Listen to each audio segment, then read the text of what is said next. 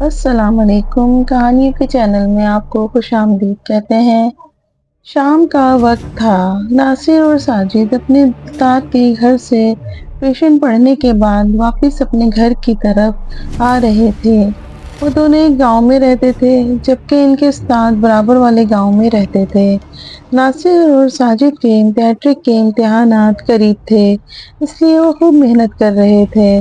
یار ناصر، استاد جی نے آج جو ریاضی کا سبق پڑھایا وہ تمہیں پوری طرح سمجھ آ گیا؟ ساجد نے ناصر سے پوچھا۔ ہاں ہاں، کیوں، کیا تمہیں سمجھ نہیں آیا؟ ناصر نے پوچھا۔ ناصر، مجھے لگتا ہے میں کچھ غلط سمجھا ہوں، وہ بولا۔ تو ایسا کرو نا، گھر چل کر مجھ سے سمجھ لینا، ناصر نے کہا۔ میں بھی یہی چاہتا ہوں کہ تم مجھے ذرا صحیح طرح سمجھا دو، ساجد بولا۔ کچھ دیر بعد وہ دونوں خاموش رہے اور وہ اس وقت اپنے اور اپنے استاد کے گاؤں کے درمیان موجود ویران راستے سے گزر رہے تھے۔ بھائی، موسم بڑا خوشگوار ہے، ناصر نے کہا۔ ہاں بھائی، کل تو بہت گرمی تھی، ساجد بولا۔ اچانک قریبی درختوں کے درمیان سے ایک آدمی نکل آیا اور ان کی طرف بڑھتے ہوئے بولا۔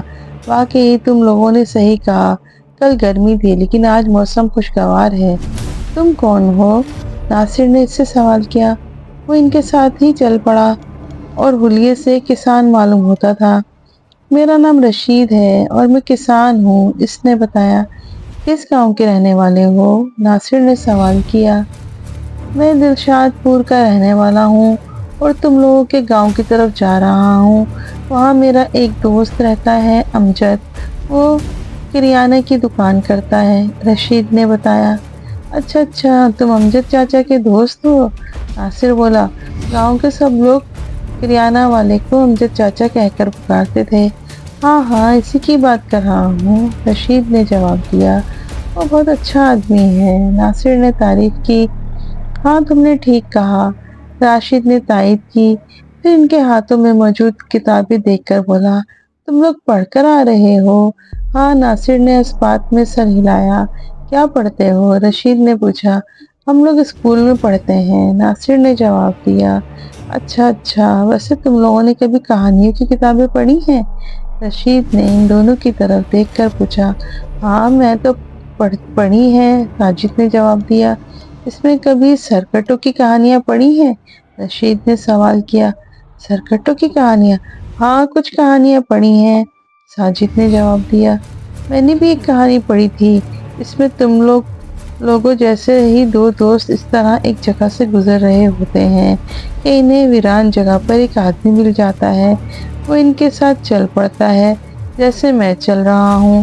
ان دوستوں نے پہلی بار اس آدمی کو دیکھا ہوتا ہے۔ وہ ان کے ساتھ باتیں کرتا ہوا چل پڑتا ہے اور کچھ آگے جا کر وہ اپنا سر اپنے جسم سے الگ کر دیتا ہے اور وہ دونوں دوست خوف کی وجہ سے بے ہوش ہو جاتے ہیں، رشید نے کہا۔ اسی وقت ساجد اور ناصر کے دل تیزی سے دھڑکنے لگے۔ وہ سوچ رہے تھے کہ یہ رشید بھی سرکٹا ہی ہے جو اچانک انہیں ویرانے میں مل گیا ہے اور اب ایسی کہانی سنا رہا ہے اور کچھ دیر بعد خود ہی سرکٹا بن جائے گا۔ پھر کیا ہوا؟ ساجد نے دل مضبوط کر کے اس سے پوچھا۔ وہ سامنے دور تک راستے پر دیکھ رہا تھا کہ شاید کوئی مسافر نظر آ جائے اور وہ اس سے مدد لے سکیں۔ اس نے فیصلہ کیا تھا کہ اگر کوئی بھی نظر آیا وہ اس سے درخواست کرے گا کہ ان لوگوں کو ان کے گاؤں تک چھوڑ آئے۔ وہ سرکٹا ان دونوں کو اپنے ساتھ لے جانا چاہتا تھا لیکن لے جا نہ سکا کیونکہ وہاں کچھ لوگ آ گئے تھے جو ان دونوں کو اٹھا کر لے گئے تھے۔ ان لوگوں کو دیکھ کر سرکٹا غائب ہو چکا تھا، اس لیے کہ زیادہ لوگوں کو دیکھ کر وہ بھاگ جاتا تھا۔ وہ ایک دو لوگوں کو ہی قابو کر سکتا تھا، رشید نے جواب دیا۔ اچانک ساجد اور ناصر کو اپنے عقب سے گھوڑے کے ہنہنانے اور تانگے کی آواز آئی۔ انہوں نے فوراً پیچھے مڑ کر دیکھا۔ دور سے ایک تانگا آ رہا تھا جس میں صرف ایک کوچوان تھا۔ اسے دیکھ کر ناصر اور ساجد کی جان میں جان آئی۔ کچھ دیر بعد تانگے ان کے قریب آیا تو ناصر نے اشارے سے اسے رکوا لیا۔ کدھر جا رہے ہو؟ تانگے والے نے ان سے پوچھا۔ گاؤں جانا ہے، ناصر نے اپنے گاؤں کی طرف اشارہ کیا۔ او اچھا اچھا، بیٹھ جاؤ، کوچوان بولا۔ وہ تینوں تانگے میں بیٹھ گئے تو तो कोचवान ने तांगा चला दिया। वैसे वीरानों में अक्सर चुड़ैलें, भूत और सरकटे मिलते रहते हैं, रशीद ने कहा। हाँ, ये बात तो है, नासिर ने इस्बात में सर हिलाया। वो इसके साथ तांगे की पिछली नशिस्त पर बैठा था, जबकि साजिद अगले हिस्से में कोचवान के बराबर में बैठ गया था। ये बात तो तुमने ठीक कही, अक्सर वीरान जगहों पर ऐसी चीजें मिल जाती हैं। कोचवान ने गर्दन मोड़कर एक नज़र रशीद पर डालते हुए कहा। शाम के वक्त और दोपहर 12 बजे के वक्त ऐसी जगहों से नहीं गुजरना चाहिए। ऐसे वक्त में ये भूत प्रेत ज्यादा हमला करते हैं, रशीद बोला। ये बात तुमने ठीक कही, कोचवान ने कहा। फिर इसने पूछा, क्या तुम सब साथ में हो? नहीं, हम तो दूसरे गांव से पढ़कर आ रहे थे, ये हमें रास्ते में मिल गए, नासिर ने बताया। क्या यही चुड़ैलों, भूतों और सरकटों की बातें कर रहे हैं? कोचवान ने सवाल किया। हाँ, इन्होंने ही शुरू की थी ये बातें, खास तौर पर सरकटे की बातें, नासिर ने जवाब दिया।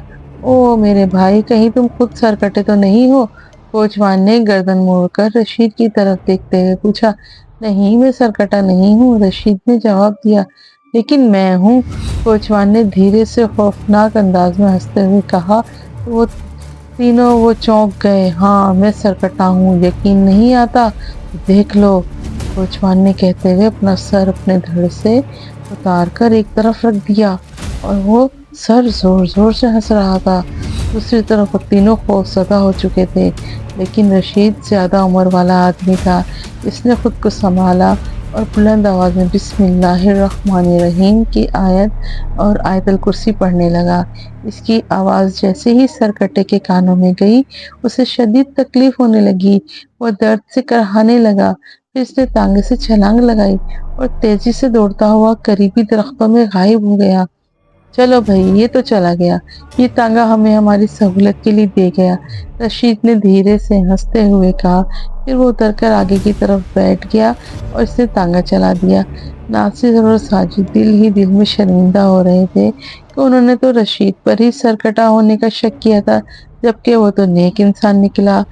नासिर और साजिद इस 2 साल कबल गुजरे वाक़े को अब भी याद करके खौफज़दा होने के साथ साथ अपनी बेवकूफ़ी पर भी हंसते हैं।